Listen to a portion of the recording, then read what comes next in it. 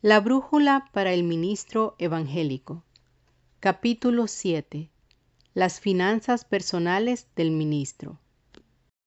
Para tener éxito en el ministerio, uno tiene que cuidarse en muchos aspectos. Con la palabra éxito quiere decir que uno ha logrado la plena aprobación de Dios, que es lo que más importa, y que también goza de la confianza de los colegas y hermanos. Uno de dichos aspectos en el cual el ministro debe tener cuidado especial es en la administración de sus finanzas personales. Al estudiar lo que enseña la palabra de Dios sobre este tema, vemos que asoman como tremendos peñascos muchas advertencias y consejos, que si los pasamos por alto podemos fracasar en el ministerio. Abundan ejemplos de ministros fracasados, cosa que da tristeza. En unos casos se ha debido a una ignorancia de lo que la Biblia enseña sobre las finanzas. En otros, la causa de la derrota ha sido un sinfín de compromisos financieros debido a lo atractivo de las muchas ofertas comerciales.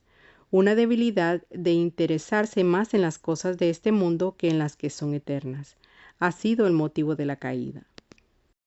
Primero, el materialismo y el ministro. Vivimos en tiempos que se caracterizan por el materialismo. Muchos hombres se preguntan principalmente por el dinero, por la adquisición de los bienes. Constantemente oímos preguntar, ¿cuánto me pagarán? ¿Cómo hacer para que me den más? Esto no es solamente común en la gente del mundo, sino también se oye entre los creyentes y aún entre los ministros. Algunos siervos de Dios han cambiado de lugar, de iglesia, de denominación, de país y hasta de ministerio por el dinero. Los hay que han dejado de ser ministros para ser comerciantes. El que crea que sea la voluntad de Dios hacer un cambio, que se asegure bien que sea por otros motivos aparte del factor dinero. El apóstol Pablo dice, porque raíz de todos los males es el amor al dinero, el cual codiciando algunos se extraviaron de la fe y fueron traspasados de muchos dolores. Primera de Timoteo 6:10. Otra vez a Timoteo le ruega que sufra penalidades, ya que ninguno que milita se enreda en los negocios de la vida, a fin de agradar a aquel que lo tomó por soldado. Segunda de Timoteo 2:4. Entre otras cosas que hacen infructuosa la palabra de Dios, figura el engaño de las riquezas. Cristo dijo que eso ahoga la planta nacida. Marcos 4:19. No podéis servir a Dios y a las riquezas. Mateo 6:24. A algunos les ha llamado la atención lo que suponen un trabajo fácil y cómodo. Piensan que el ministerio proporciona abundancia y buen vestir. Sueñan con una vida más holgada y más cómoda y se dedican al ministerio. Ignoran que en la mayoría de los casos las necesidades son mayores que las de la vida secular. Algunos dejan la cuchara de albañil, el mango de una azada, el mostrador de un comercio para entrar al ministerio con la idea de lograr vivir con poco esfuerzo y responsabilidad limitada. Tales ministros esperan ayuda de todas partes y de muchas fuentes. Nada les es suficiente y creen que Dios mismo les niega su ayuda. Estos, por mejor que administren y por más equilibrio que hagan para sostenerse en la obra, han de verse fracasados porque nunca sus ingresos les bastarán. El Señor promete suplir todas las necesidades, cualesquiera que sean, a aquellos que son llamados por Él y que están dispuestos a servir y a trabajar, a los que se contentan con lo poco o con lo mucho. Pablo mismo lo dijo, sé vivir humildemente y sé tener abundancia. En todo y por todo estoy enseñado, así para estar saciado como para tener hambre, así para tener abundancia como para padecer necesidad. Filipenses 4:12. La frase, sé vivir, indica que el apóstol sabía administrar lo mucho o lo poco, que estaba contento cuando tenía suficiente y cuando no. El apóstol no nació sabiendo hacer eso, porque dice que estaba enseñado en todo y por todo. Quiere decir que lo tuvo que aprender. Aunque muchos han confundido el éxito del ministerio con la medida del dinero, jamás se podrá evaluar el ministerio de Pablo de tal manera. Él tuvo gran éxito, pero no por ingresos materiales. Segundo, semáforo bíblico para los ministros. Nuestro semáforo, la Biblia, enciende luz de peligro para el ministro que tenga ambiciones puramente lucrativas. Esta luz es también para aquel que haya escogido el ministerio porque en todas las empresas le ha ido mal y espera que como ministro podrá recuperar todo lo perdido. Sirve de advertencia a la vez a todos, ya que tarde o temprano estaremos tentados a poner más atención a lo material que a lo espiritual. De los que toman la piedad como fuente de ganancia, apártate. Pero gran ganancia es la piedad acompañada de contentamiento, porque nada hemos traído a este mundo y sin duda nada podremos sacar. Así que, teniendo sustento y abrigo, estemos contentos con eso.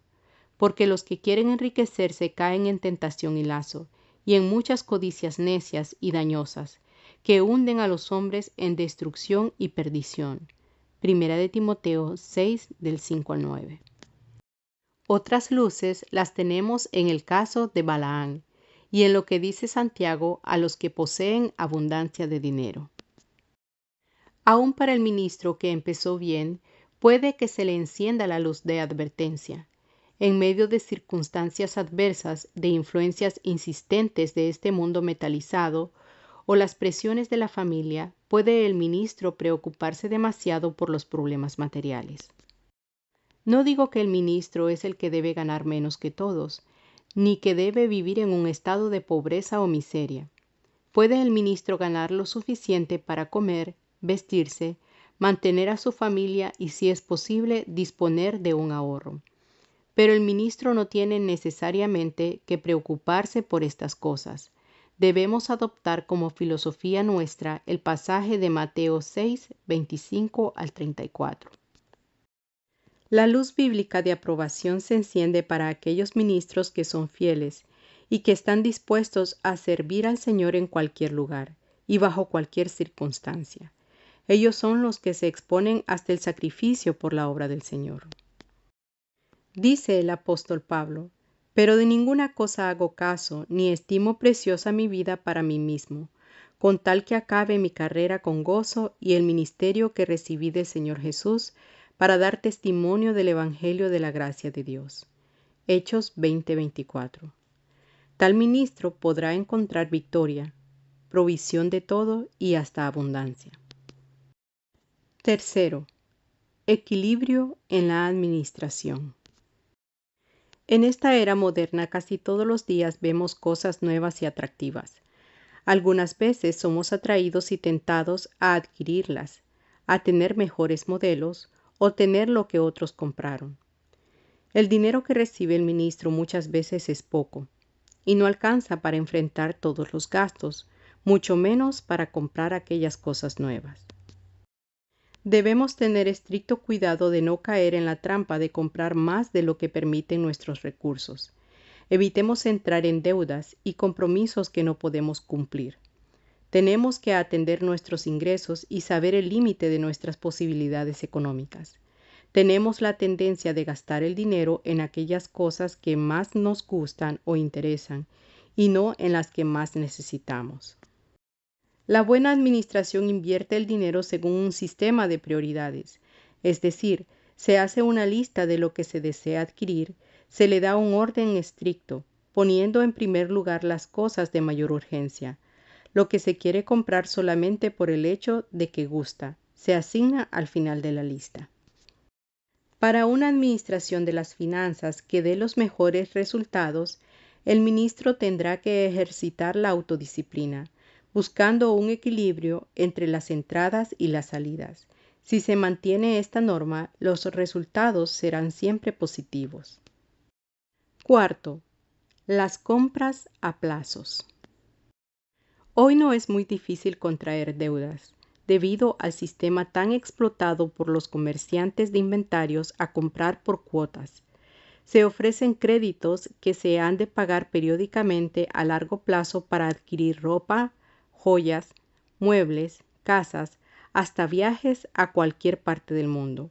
Algunos no toman en cuenta que las compras realizadas de esa manera se pagan 2 o 3 veces por los intereses tan excesivos. Si nos lanzamos por la corriente de la última moda, de la propaganda comercial, del deseo de tener lo que otros tienen, nuestra pobre economía será un peligro tan grande como una bomba en reacción en cadena. Al fallar en el pago de una cuota, explota todo. Vienen los apuros y hasta la pérdida de los artículos después de haber pagado mucho dinero por ellos. Se añaden a estos problemas el nerviosismo y preocupación que debilitan la salud. Y como si eso no fuera suficiente, la cadena de perjuicios se extiende a los demás miembros de la familia. Pero lo más triste de todo es el daño causado al testimonio personal del ministro y al nombre del Evangelio. Una advertencia de la palabra de Dios. Ninguno que milita se enreda en los negocios de la vida, a fin de agradar a aquel que lo tomó por soldado. Segunda de Timoteo 2:4.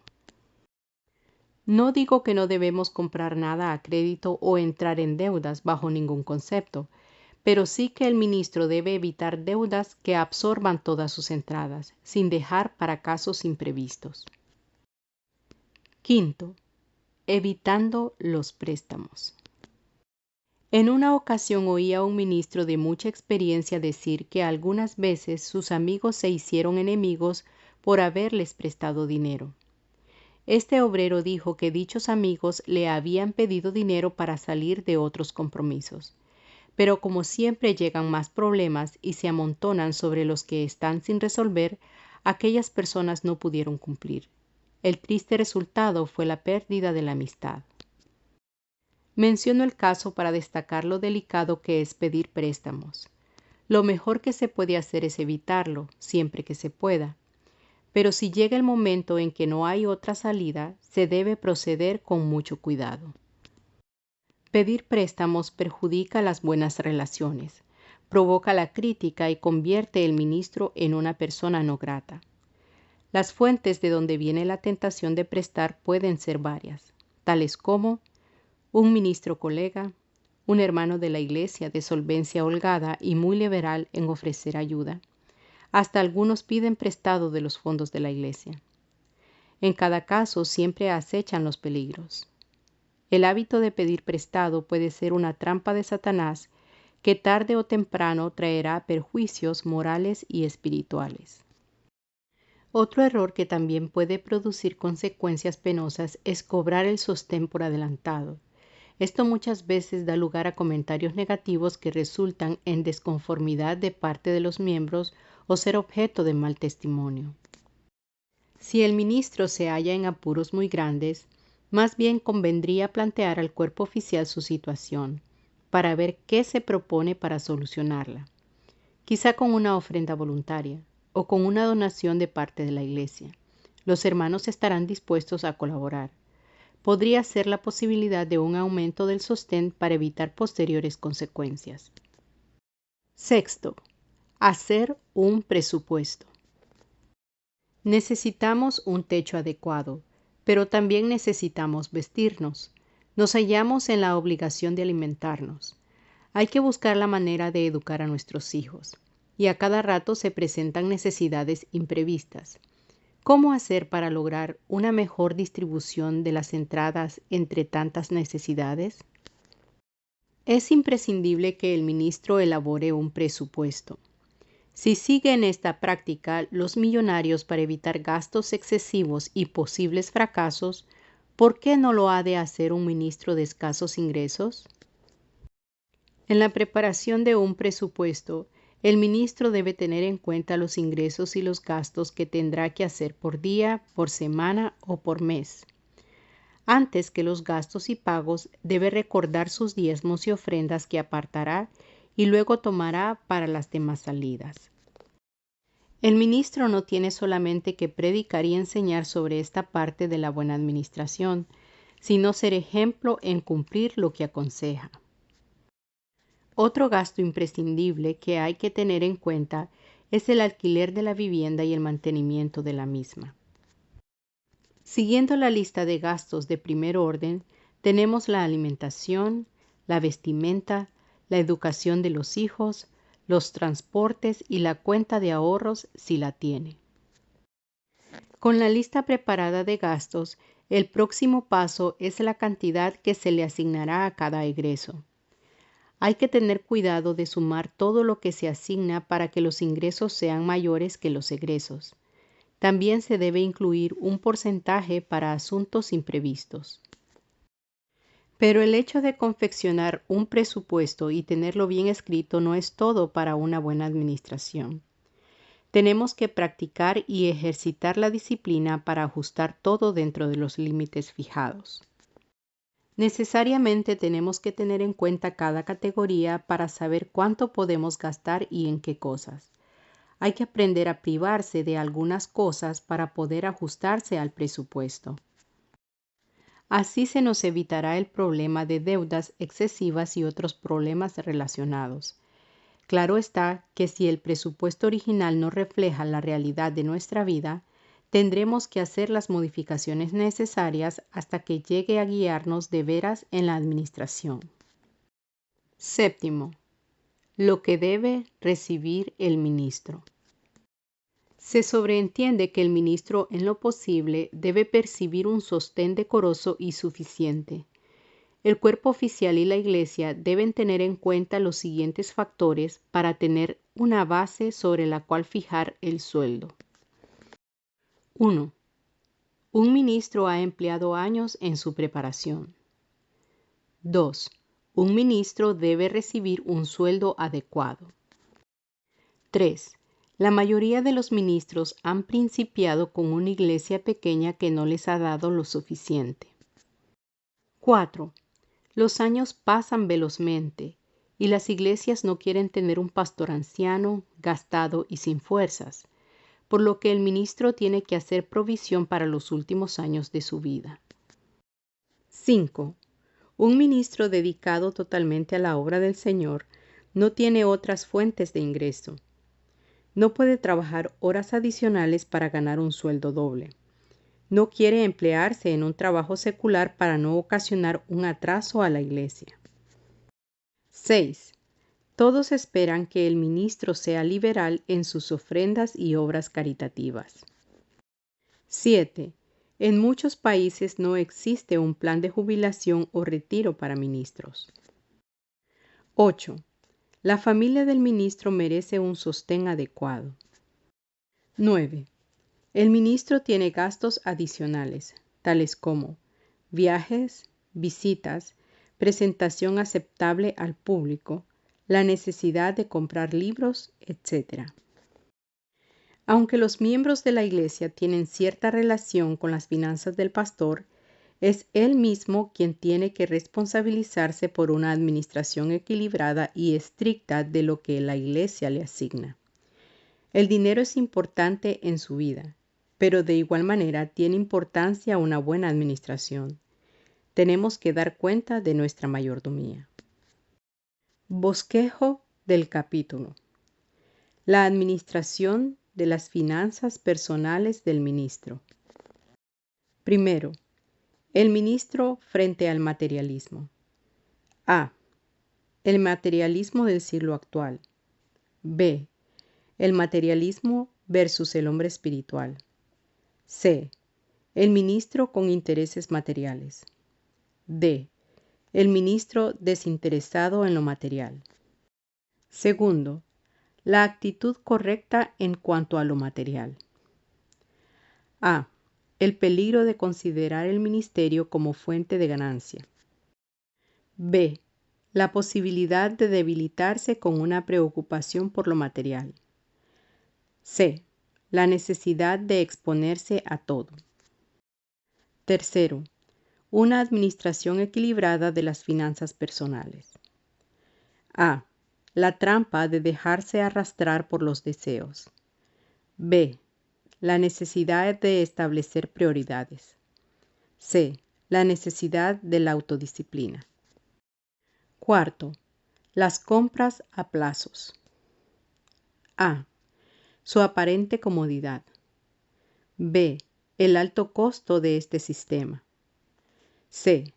Los peligros del incumplimiento. Quinto, los préstamos. A. Un problema delicado. B. El hábito nocivo de pedir préstamos. C. Cobrar el sostén por adelantado. D. Otras salidas. Sexto, el presupuesto. A. Su utilidad. B. Su preparación. C. La importancia de regirse por el presupuesto determinado. Séptimo, la determinación de lo que ha de recibir el ministro. Un encuentro con las verdades. ¿Verdadero o falso? Lea cada información con cuidado. Determine si lo expuesto es cierto o no. En el caso de que no sea verdad, cambie la redacción para que la declaración sea cierta. Si es verdadero lo que dice, escriba la palabra verdadero en el espacio en blanco. 1.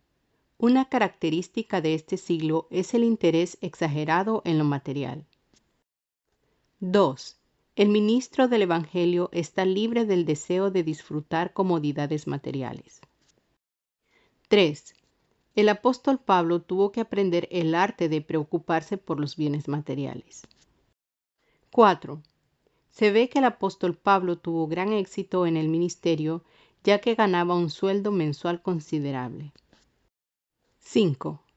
El hecho de que un ministro ha comenzado su carrera libre de afanes por lo material da una seguridad de que quedará libre de estos afanes durante toda su vida.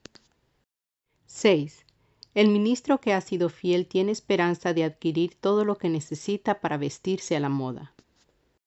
7. El ser humano tiene la tendencia de comprar lo que le gusta antes de lo que le hace falta. 8. Darle prioridad a un asunto quiere decir que se propone prestarle atención antes que a los demás asuntos. 9. La autodisciplina es un factor importante en la administración de las finanzas personales del ministro. 10. Una buena administración de finanzas requiere que las salidas sean más que las entradas. 11. Es tan económico comprar algo a plazos como pagarlo al contado. 12. Si uno no cumple con la cuota en un contrato de crédito a plazos, lo más probable es que perderá el artículo aunque haya entregado mucho dinero ya. 13. Uno de los muchos problemas que resultan de no poder pagar las cuotas mensuales es una tensión nerviosa que puede afectar a otros. 14. El ministro que evade al cobrador desprestigia la obra de Dios. 15. El hábito de pedir préstamos ayuda a ganar muchos amigos. 16. Lo mejor que hace un ministro que se halla en apuros económicos es hacer lo posible por cobrar el sostén por adelantado. 17. La buena administración se hace a base de la preparación de un presupuesto y su cumplimiento. 18. El ministro tiene que ser el primero en aportar sus diezmos y ofrendas. 19. Al hacer un presupuesto, el ministro debe tener el cuidado de apartar un porcentaje de sus entradas para asuntos imprevistos. 20. Para que el presupuesto tenga valor, se hace imprescindible tener una voluntad de hierro para mantener los gastos dentro de los límites fijados. Es una falta grave de la administración hacer un cambio en el presupuesto después de guiarse por él por algunos meses. De la teoría a la práctica. 1. ¿Qué síntomas de la enfermedad del amor al dinero que le puede atacar a un ministro puede dar usted? 2. ¿Qué medidas debe tomar el que siente algunos de los síntomas que usted mencionó en su respuesta número 1? 3. ¿Qué consejos da Mateo 6 del 25 al 34 al creyente? 4. ¿Cuál fue el problema de Balaam? 5. ¿Qué problemas puede hallar el ministro que compra un automóvil pero no saca ninguna póliza de seguro contra los riesgos de responsabilidad civil? 6. ¿Qué política ha decidido seguir usted en cuanto a la práctica de comprar a plazos? ¿Por qué ha llegado a tal decisión? 7. ¿Qué problemas ha encontrado usted en la dependencia de un presupuesto para la administración de sus finanzas? 8. Después de leer lo que dice el autor acerca de la preparación de un presupuesto y después de escuchar lo que otros de la clase opinan al respecto, ¿a qué decisiones ha llegado usted para el manejo futuro de sus propias finanzas? 9. Si usted fuera el superintendente de la obra, ¿qué consejos le daría a un ministro novato en cuanto a la práctica de pedir préstamos de fondos de la iglesia? ¿Por qué le daría tales consejos? 10. Describa algún caso verídico, sin mencionar nombres ni lugares, de la derrota de un ministro que se debe a una mala administración de sus finanzas personales. Si no sabe de caso alguno, celebre una entrevista con alguna persona de experiencia en la obra para que le cuente un caso. Haga constar a la persona entrevistada que no se debe revelar el nombre del derrotado ni datos que pudieran comprometer o perjudicar a alguna persona. 11. ¿Debe un ministro pasar hambre para no entrar en problemas de préstamos? 12. ¿Qué quiere decir la palabra frugal? ¿Qué tendrá que ver este concepto con la administración de las finanzas personales? 13. ¿Qué lugar tiene Lucas 12 del 13 al 34 en la administración de las finanzas? ¿Cómo se pueden armonizar las finanzas con la idea de Lucas 12:22? Proyectos para la clase. 1. Revisar en clase el trabajo de verdadero o falso en la sección Un encuentro con las verdades. Se debe poner atención especial a la redacción que hizo cada alumno de las afirmaciones falsas para que sean verdaderas. 2. Presentar un cuadro dramatizado de un ministro que fracasa en la administración de sus finanzas personales. 3. Elaborar un presupuesto ideal para el ministro que comienza una obra. 4. Elaborar un presupuesto modelo para un ministro que pastorea una iglesia de tamaño regular. Considerar las ventajas y desventajas que tiene un ministro de trabajar con un presupuesto en la administración de sus finanzas personales. 6. Preparar una lista de consejos para la buena administración de las finanzas personales de un ministro que no se encuentran en este capítulo.